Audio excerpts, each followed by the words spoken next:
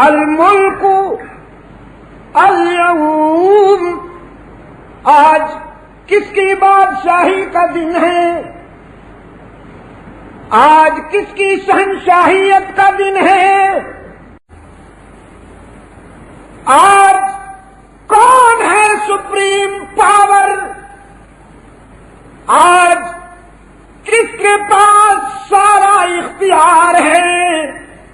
آواز آئے گی لمن الملک اليوم، سناٹا ہوگا حشر میں، پھر خود رب العالمین فرمائیں گے للہ واحد القہار،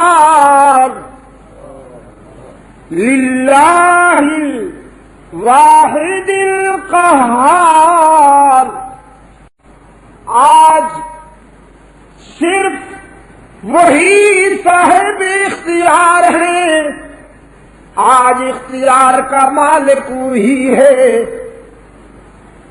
جسے چاہے بلند کر دے، جسے چاہے سرنگوں، جسے چاہے معزز اور محترم کر دے، جسے چاہے رسوا۔ لمن الملک اليوم، پھر ہر تعالیٰ دیکھیں گے کہ اس کا محبوب سجدے میں رو رہا ہے۔ رحمت عالم صلی اللہ علیہ وسلم سجدے میں جھکے ہوئے ہیں اور آنسو بہ رہے ہیں۔ حدیث میں آتا ہے وہ سجدہ اتنا طویل ہوگا کہ دنیا کے ہزاروں سجدوں سے بھی وزنی۔ عاجزی، تواضع، انکسار اور رقت سے معمور سجدہ۔ رحمت عالم صلی اللہ علیہ وسلم کی آنکھیں ساون کا بادل بن کر برسیں گی۔ حق تعالیٰ دیکھیں گے میرا محبوب سجدے میں رو رہا ہے، فرمائیں گے ارفع راسک، پیغمبر سر اٹھاؤ نا، میرے محبوب سر اٹھاؤ نا، ارفع راسک، تیرا رونا قبول ہو گیا، تیرے آنسو قبول ہو گئے، تیری عاجزی قبول ہو گئی، تیری تواضع قبول ہو گئی، مگر سر اٹھاؤ۔ سل توتا، تم سوال کرو عطا کیے جاؤ گے، تم دامن پھیلاؤ میں بھر دوں گا، تم طلب کرو میں مراد پوری کر دوں گا۔ یہ نہیں فرمایا سر اٹھاؤ جو جی میں آئے کر دو۔ ارشاد ہوا سل ارفع راسک، سر اٹھائیے، لیکن اختیارات میں تبدیلی نہیں آئے گی، آپ سوال ہی رہیں گے، داتا میں ہی رہوں گا۔ آپ کی پہچان ہی مانگنا ہے اور میری شان عطا کرنا ہے۔ آپ مانگتے ہوئے اچھے لگتے ہیں، میں عطا کرتا ہوا اچھا لگتا ہوں۔ آپ کا منصب مانگنا ہے اور میرا منصب دینا ہے۔ آپ پھر آ گئے، یہ کلاشن کوفوں کے ایک وہ کینسل ہو گئے ہیں، میں نے سنا ہے لائسنس۔ آپ کیسے آزاد پھرتے ہیں؟ بابو ہٹ جاؤ، ہٹ جاؤ میرے عزیز، جزاک اللہ۔ سزا کے دن کا مالک و مختار کون؟ پبی والو، مولوی نے اس کا نام رکھا ہے حب رسول، عشق رسول، کہ وہ مختار کل ہیں، وہ حاجت روا کار ساز ہیں، وہ مشکل کشا ہیں، اس کا نام رکھا ہے اس نے عشق اور محبت۔ میں نے کہا مولوی جی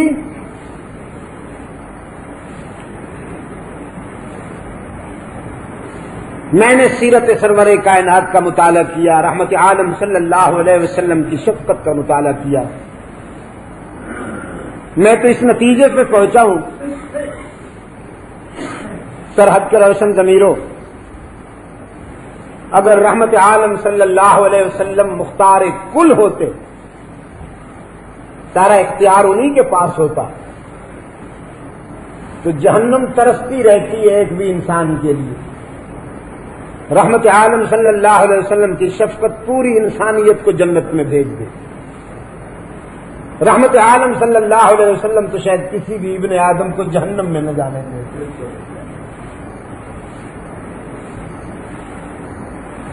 لیکن اختیار اسی کے پاس ہے نا کہ دنیاوی زندگی میں جس چچا نے حسن سلوک کیا، دنیاوی زندگی میں جس چچا نے حسن سلوک کیا، صلی اللہ علیہ وسلم چاہتے یہ ہیں، حضور کے جذبات یہ ہیں کہ یہ جہنم میں نہ جانے پائے، تو سرہانے بیٹھے ہیں، بڑی عاجزی کے ساتھ کہتے ہیں، اور نہیں تو میرے کان میں ہی کلمہ پڑھ لو، میں تیرے ایمان کا گواہ بن جاؤں گا۔ لیکن وہ کہتا ہے مر رہا ہوں، اس دنیا سے جانے والا ہوں، اب آخر میں کلمہ پڑھ لوں تو لوگ کہیں گے مرتے وقت وہابی ہو کے مرا۔ مکے کی بوڑھی عورتیں بھی مجھے تانے دیں گی، ساری زندگی نبھاتا رہا، بالآخر وہابی ہو گیا۔ نہ، میں اپنے باپ دادے کے دین پہ ہی مرنا چاہتا ہوں۔ تو رحمت عالم صلی اللہ علیہ وسلم کے دل کی کیفیت تو اللہ جانتا ہے نا، وہ دلوں کے بھید جاننے والا ہے۔ اللہ نے دیکھا میرا محبوب کتنا بے قرار ہے، چاہتے ہیں کہ یہ بچ جائے، لیکن وہ مانتا نہیں، تو تسلی کے لیے پھر قرآن آیا، فرمایا انک لا تہدی من احببت ولکن اللہ یہدی من یشاء۔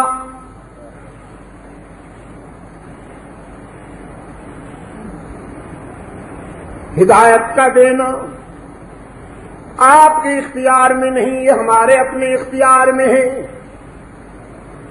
ہم جسے چاہتے ہیں ہدایت کے لیے پسند کر لیتے ہیں، اور جسے نہیں چاہتے اسے کوئی ہدایت نہیں دے سکتا۔ آپ کا فرض تو تبلیغ کرنا ہے، میری بات میرے بندوں تک پہنچانا ہے۔ اب کس کے دل میں اترتی ہے، ہم کس کے دل کو انتخاب میں لاتے ہیں، یہ ہمارے بس کی بات ہے، آپ کے بس کی نہیں۔ ہوتی تو لو کا بیٹا جہنم میں نہ جاتا، نبی کے بس کی بات ہوتی تو ابراہیم کا باپ جہنم میں نہ جاتا، نبی کے بس کی بات ہوتی تو رحمت للعالمین کے عزیز اور چچے جہنم میں نہ جاتے۔ مختار کل کون؟ مالک یوم الدین۔ تمہید میں 3 جملے۔ اب دامن پھیلانے سے پہلے انسان نے وعدہ کیا اپنے داتا سے، ایک بڑا نازک وعدہ، ایاک نعبد و ایاک نستعین، ہم تیری ہی عبادت کرتے ہیں اور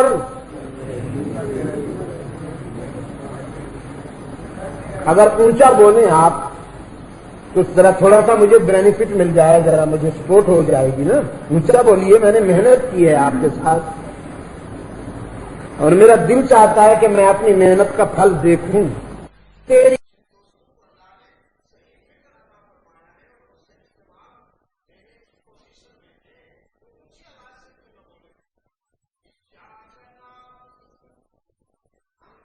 تیری ہی عبادت کرتے ہیں اور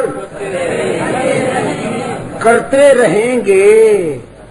آگے مت جائیے، وہی یا کا نستعین بعد میں ہوگا، پہلے یا کا نعبد کا ترجمہ مکمل کر لیجیے۔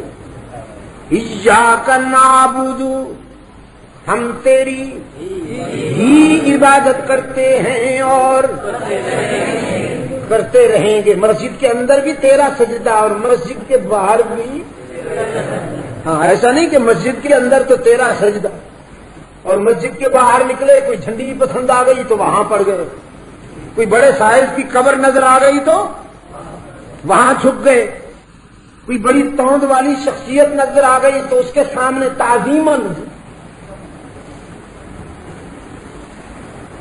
ابلیس بڑا مکار ہے، ابلیس کہتا ہے جھک جا جھک جا، یہ تعظیم ہے، اور قرآن نے کہا یہ تقسیم ہے۔ اللہ کے سوا جب کسی اور کے آگے جھکا جائے تو یہ تعظیم نہیں، تقسیم ہے اس کے حق میں۔ وہ جس میں عبادت کا دھوکہ، مخلوق کی وہ تعظیم نہ کر۔ اکبر نے کہا نا، وہ جس میں عبادت کا دھوکہ، مخلوق کی وہ تعظیم نہ کر جو خاص خدا کا حصہ ہے، بندوں میں اسے تقسیم نہ کر۔ تو سر کس کے آگے جھکنا چاہیے؟ اللہ ہی کے آگے جھکنا چاہیے، انسان کے آگے نہیں جھکنا چاہیے۔ جب آپ کسی بزرگ سے ملتے ہیں، کسی عالم سے ملتے ہیں، اپنے استاد سے ملتے ہیں، اپنے شیخ سے ملتے ہیں، کوئی عزیز ہے اور بہت پیارا لگتا ہے تو اس کا ماتھا چوم لیجیے، اور کسی بزرگ سے آپ کو بہت زیادہ محبت ہے تو اسے معانقہ، جیسے آپ مجھ سے ماشاءاللہ جمعہ کے بعد 1 گھنٹے تک معانقے ہوتے رہے، یہ تو میری زندگی تھی، میں بچ گیا۔ یعنی خیال نہیں آتا آپ حضرات کو کہ 10 12 20 آدمی ہوں تو چلو کوئی بات نہیں، اب سینکڑوں آدمی، ہزاروں کھڑے ہوئے ہیں، اور ہر شخص حضرت کیا حال ہے۔ وہ ایک بڑے نحیف لطیف اللہ والے ایک عالم دین نماز عید پڑھائی، اور اس کے بعد جو نادان دوستوں نے ملنا شروع کیا عید کی نماز کے بعد، مقتدی حضرات نے حضرت عید مبارک، اس نے چھوڑا تو دوسرے نے پکڑ لیا حضرت عید مبارک، دوسرے نے چھوڑا تو تیسرے نے پکڑ لیا عید مبارک، پھر چوتھے نے عید مبارک حضرت، پھر 5ویں نے عید، ملتے رہے 2 گھنٹے تک عید مبارک حضرت عید مبارک۔ جب چھوڑا تو حضرت مار چکے۔